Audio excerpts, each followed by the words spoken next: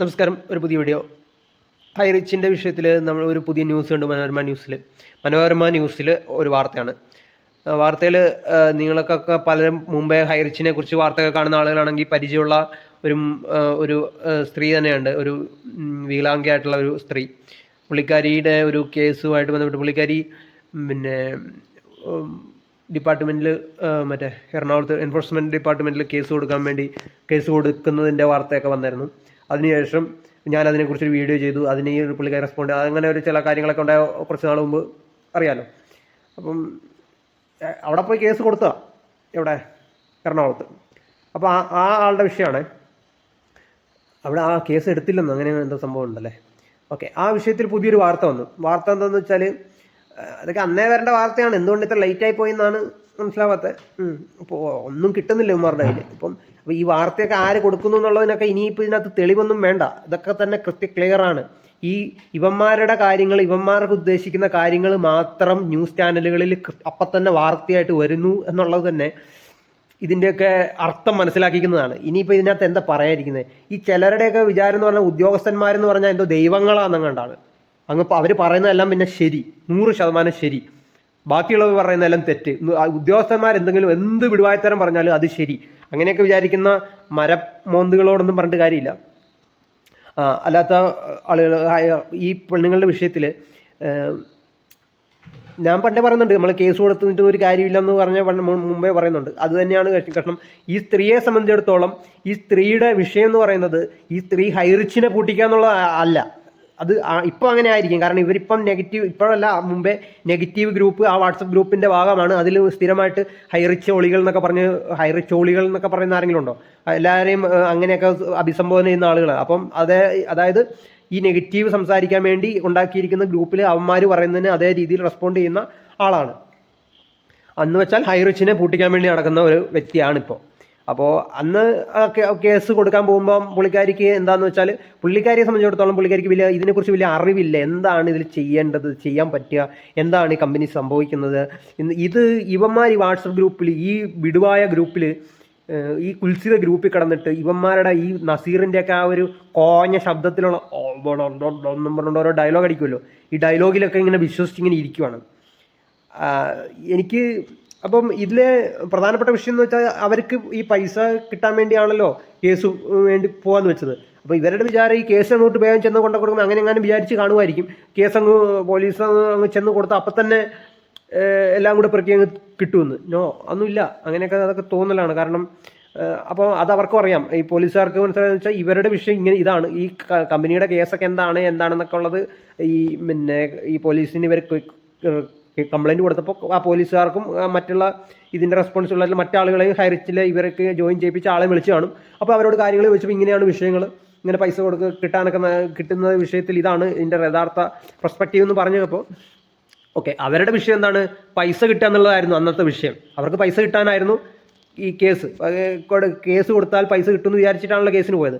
അപ്പോൾ കേസ് കൊടുത്താൽ അതിൻ്റെ പുറകെ നടക്കില്ല, പൈസ ഒന്നും കിട്ടത്തില്ല എന്നുള്ളത് ഈ കേസ് എടുക്കുന്നവർക്കും അറിയാം, ഇതിൻ്റെ റെസ്പോൺസിബിൾ ആയിട്ടുള്ളവർക്കും അറിയാം. അപ്പോൾ അതുകൊണ്ട് തന്നെ അവർ ഇവരുടെ പ്രശ്നങ്ങളും വയ്യാകിയൊക്കെ കണ്ടിട്ട് അന്ന് എന്ത് ചെയ്തു, ഒരു സെറ്റിൽമെൻറ്റ് ചെയ്യാം ഇവർക്ക് വേണ്ടി, അല്ല എല്ലാവരുടെയും കാര്യമല്ല, ഇവരുടെ ഒരവസ്ഥ ഇങ്ങനെ ആയതുകൊണ്ട് ഇവരത് വളരെ വിഷമത്തോടെ പറഞ്ഞതുകൊണ്ട് അന്ന് അതിൻ്റെ പേരിൽ ഇവർക്ക് എന്ത് ചെയ്യാം, സെറ്റിൽമെൻറ്റ്, ഇവരെ സെറ്റിൽ ചെയ്യാം. ഇവന്മാർ കുറച്ച് ലീഡർമാർ ഈ പൈസ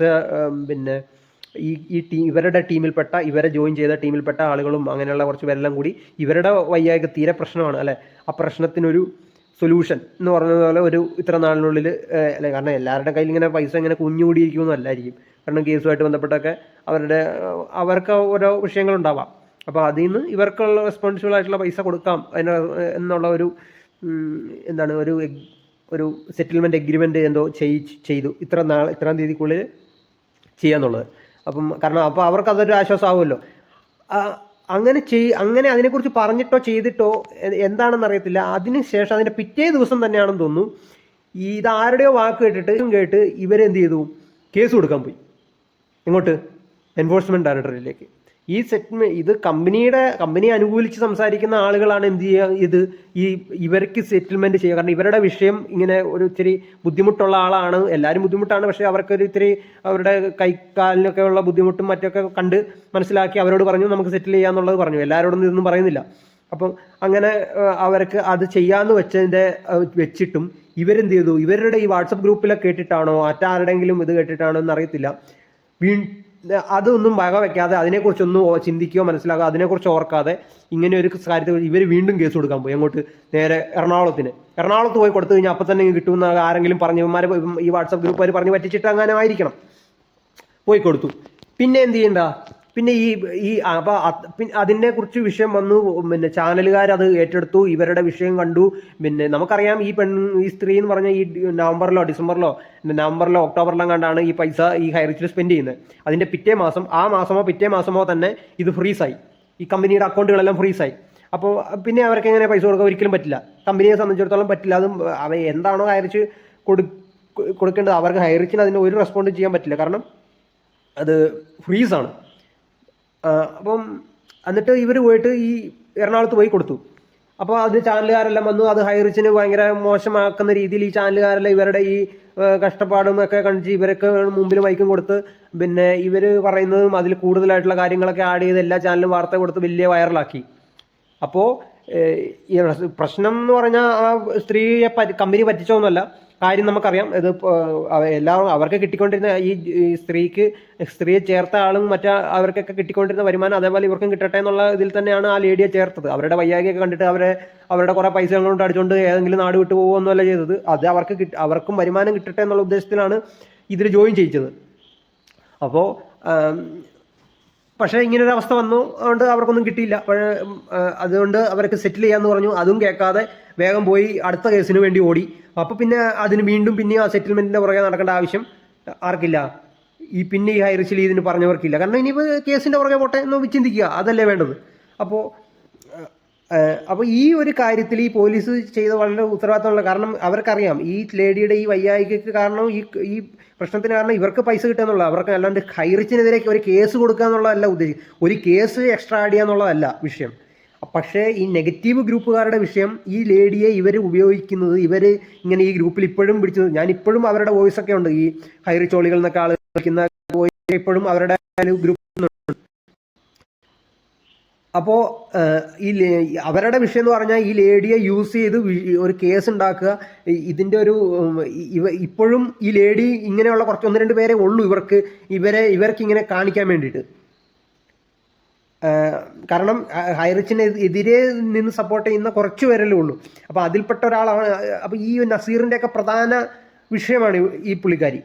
നസീറിൻ്റെയൊക്കെ ഇപ്പോഴും നസീറിൻ്റെ കൂയമ്മിൽ കടന്നിട്ട് ഡയലോഗ് അടിക്കണമെങ്കിൽ നസീറിൻ്റെ കൂയമ്മിലോട്ട് വരാനുള്ള പ്രധാന കാരണം നസീറിന് ഈ ലേഡിയാണ്. അത് എന്നോടും ഇയാൾ പറഞ്ഞതാണ്.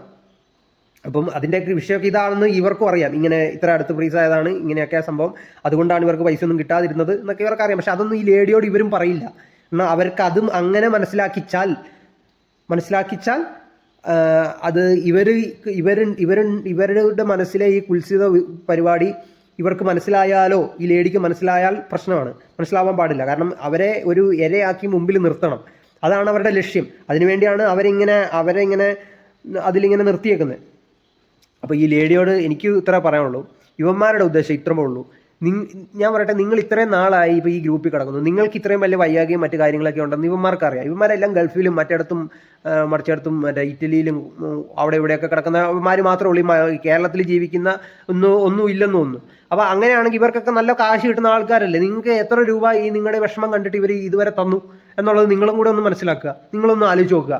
ഇത്ര മാസമായിട്ട് എന്തൊക്കെ എനിക്കറിയത്തില്ല, എന്തെങ്കിലും തന്നോ ഇല്ലയോ എന്നുള്ളത് അതുകൊണ്ടാണ് ചോദിക്കുന്നത്. നച്ചീറ നീ വല്ലതും കൊടുത്തോ അറിയത്തില്ല.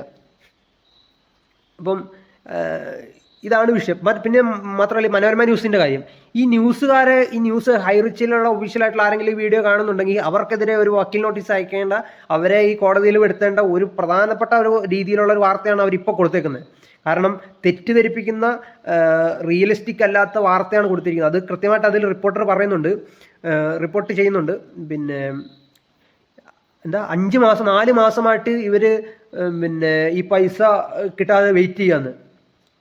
അത് റിപ്പോർട്ടർ അയാളുടെ പണി ജേർണലിസം ആണെങ്കിൽ, അയാൾ പഠിച്ചിട്ടുണ്ടെങ്കിൽ, അയാൾ ജേർണലിസം, ഞാൻ പഠിച്ചിട്ടൊന്നുമില്ല, പക്ഷേ ഈ ജേർണലിസം എന്ന് പറഞ്ഞാൽ ഇത്രയും വൃത്തികേട് പഠിപ്പിക്കുന്നതാണെന്ന് ഇപ്പൊ ഇവരുടെയൊക്കെ വാർത്തകളൊക്കെ കാണുമ്പോൾ നമുക്ക് മനസ്സിലാകുന്നത്. കാര്യമായിട്ട് യാതൊരു ബന്ധവുമില്ലാത്ത, ഇപ്പൊ ആ ലേഡിയുടെ വിഷയമാണെങ്കിൽ ആ ലേഡി പറയുന്ന ഒന്നും അതിനകത്ത് വരുന്നില്ല. അവരുടെ കുറെ വിഷ്വല്, അവരുടെ ആ വയ്യായികയൊക്കെ ഇങ്ങനെ സൂം ചെയ്ത് കാണിച്ച് അതിനെയൊക്കെ മുതലാക്കി ആ വാർത്തയ്ക്ക്, അതൊക്കെ ഇവന്മാർ ഈ നെഗറ്റീവ് ടീം ഈ റിപ്പോർട്ടറെ കൊണ്ടും ഈ ക്യാമറാമാനോട് കൃത്യമായിട്ട് ഇങ്ങനെ വീഡിയോ എടുക്കണം എന്ന് പറഞ്ഞ് വീഡിയോ എടുപ്പിച്ചതാണെന്ന് അത് ആ വാർത്ത കണ്ടാൽ അറിയാം.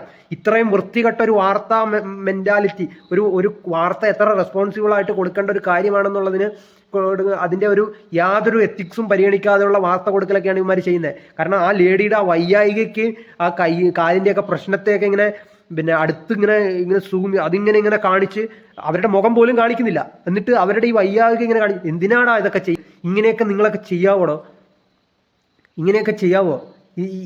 ഇങ്ങനെയൊക്കെയാണോ നിനക്കൊക്കെ ഒരു വീഡിയോയ്ക്കൊക്കെ ഒരു ആളെ കാണിപ്പിക്കാൻ വേണ്ടി ഇത്ര നികൃഷ്ടമായ മെന്റാലിറ്റി വെച്ചോണ്ടിരിക്കാൻ പാടില്ല? ആ ലേഡിക്ക് ഇതൊന്നും അറിയത്തില്ല. നിങ്ങളുടെ ഈ നികൃഷ്ടത, ഈ ഒരു മനസ്സിലെ നികൃഷ്ടമായ, അവരുടെ വിചാരം അവർക്ക് പൈസ കിട്ടാൻ വേണ്ടിയിട്ടാണ് ഇതൊക്കെ ചെയ്യുന്നതെന്നാണോ? അല്ല, ഒരിക്കലും അല്ല.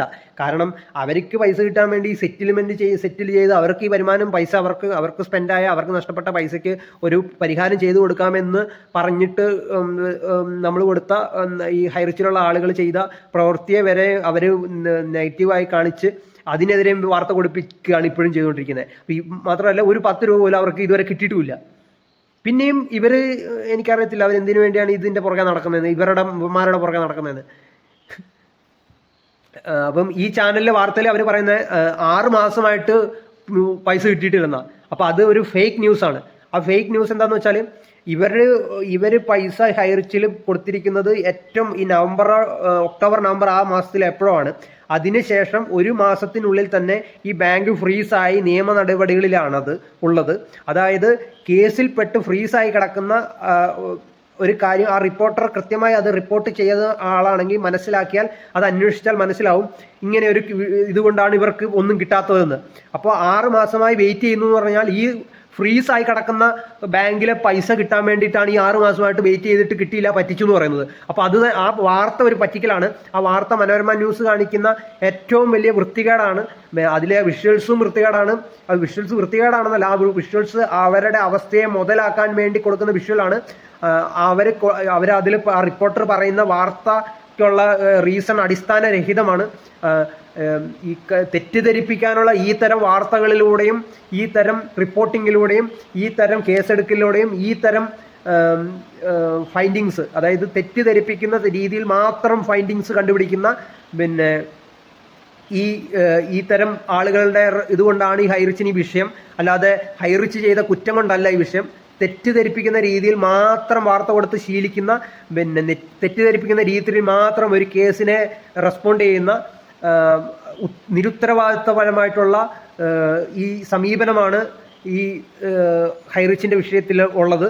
അത് ഞാൻ എപ്പോഴും പറയും, ഇനിയും പറയും. അപ്പം ഇങ്ങനൊരു വാർത്തയെക്കുറിച്ച്, ഇങ്ങനെ ഒരു വാർത്ത യൂട്യൂബിൽ ഇപ്പോഴും ഉണ്ട്. തികച്ചും ഇല്ലീഗൽ ആയിട്ടുള്ള, ഒഫൻസീവ് ആയിട്ടുള്ള കാര്യം തന്നെയാണ് അത്. കാരണം റിയൽ ആയിട്ടുള്ള തെറ്റിദ്ധരിപ്പിക്കലാണ് അവിടെ ആ വാർത്ത കൊണ്ട് ഉദ്ദേശിച്ചിരിക്കുന്നത്.